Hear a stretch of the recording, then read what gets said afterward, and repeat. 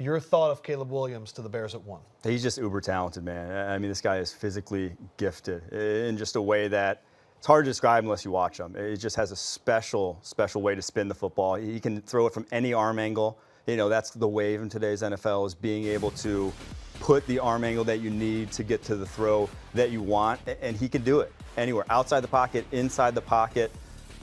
I go back to that sophomore year when he had like talent around him at USC, 4,539 yards, 42 touchdowns, only 5 picks. He really doesn't put the ball in harm's way as a passer, much if ever, and again, very accurate with the football. Now, there are some aspects that I'm worried about. You know, we're talking about NFL readiness. I'm not sure he hits the ground running like the guy sitting next to me did this past year. You watch him on tape, getting past his first read, he gets skittish sometimes, he wants to be a hero sometimes, and he won't play with timing in the offense the way he needs to at the next level. Plays a little more hero ball than you can get away with at the next level. But again, in that USC offense, with the talent they had this year and kind of how it was schemed up, a lot of times that was his only option. So I do worry about that. I worry about the fumbles. He had 16 this past year. Going to have to clean that up. Doesn't have small hands, though, so hopefully can clean that up at the next level. But for the Bears, this is a high-end wild card. And again, you got to give it a flat-out A.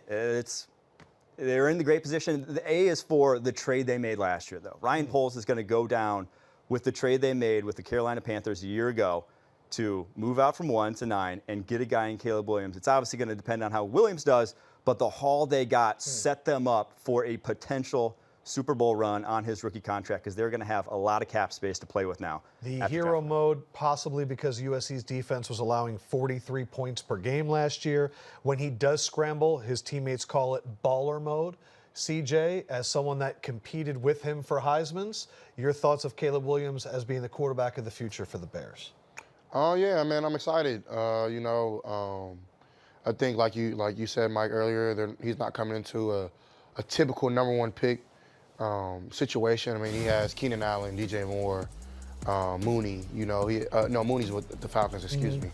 But I mean, he has a good tight offensive end, line, good offensive line, good backs, defense that's getting better. So you know, he has a lot of pieces around him. I don't think he needs to necessarily play hero ball anymore. He has a lot of opportunities, to lean on his teammates. And I mean, at the league, man, at the quarterback position, especially when you're young, I mean, I can tell you, man, you need your teammates. And, so I'm excited to see him do that. And I think he will. I'm excited to watch. If he called you up or someone set it up and he asked for advice, what would you tell him? Man, there's a ton of things that you can tell somebody. But the one thing that I called Jaden last night and told him this was just, accept the coach and accept the criticism, accept, the system, because a lot of teams, when you come in a situation, the coaches have a mindset of like how they want things to be ran, and yeah, that's amazing. You should want to follow that, because coaches don't get to their positions by accident. Everybody works hard to get, just like we worked hard as kids to get to be a great NFL quarterback one day, they did the same thing. So you have to trust coaching. But on top of that, you have to be yourself. You have to mold things the way that you want them, in a sense. Conversation with receivers, how the locker room bonds, that's all up to you, and that's one thing that I feel like it took me a little while to get going. When I was trusting my coaches and listening to the front office, and somebody else is telling me this and that, and then, it's all great advice, but it can be overwhelming. And at the same time, you want to listen to great feedback, and, you want to be accepting of it. At the same time, you want to be yourself. So, I mean, the main thing I'm saying, man, be you, man. That's what got you here, and that's what take care of it, What do you think, Caleb Williams? I think it's a great pick. I feel like they should have held on to Justin and drafted Caleb, just because it is a rough transition, and it allows that kind of, at this point, Justin is a veteran. He's in the league. He can help mold them, keeps the competition alive. Kent may be a little bit stronger.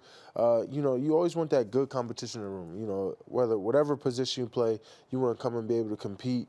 But I think this is a great pick. Caleb's going to be a good player. He just like they said, they got to learn some things that's going to allow him to be an NFL QB. And I think Justin would have been a great guy to learn from his mistakes instead of not having. Did they get a vet quarterback yet? What is like a backup? Yeah, because I know Raiders, you know. They have another young guy too that played last year. The Badger. They just have Badger. Yeah. Badger. Yeah. He's pretty Yeah. good. I like Badger.